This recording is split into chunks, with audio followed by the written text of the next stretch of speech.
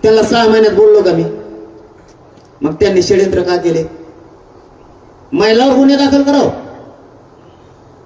उलट त्याला स्वाभिमान पाहिजे होता, भाजपाचा वरिष्ठ नेता. मी संपलेला, आपण दोघं बाहेर जायचा अंदाज नाही.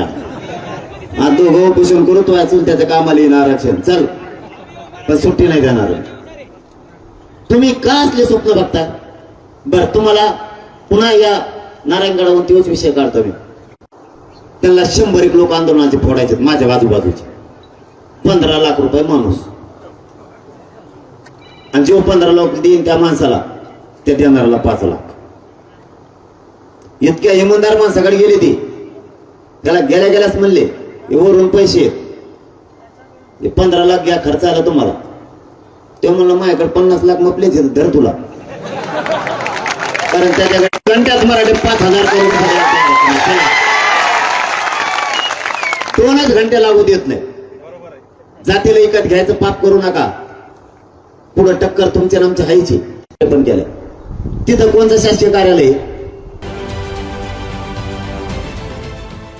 देश विदेशातील प्रत्येक घडामोडींचे लाईव्ह अपडेट मिळवण्यासाठी आता साम टीव्हीच्या सर्व सोशल मीडिया प्लॅटफॉर्मला लाईक, फॉलो आणि सबस्क्राईब करा. तसंच सर्व नोटिफिकेशनसाठी बेल आयकॉन प्रेस करायला विसरू नका.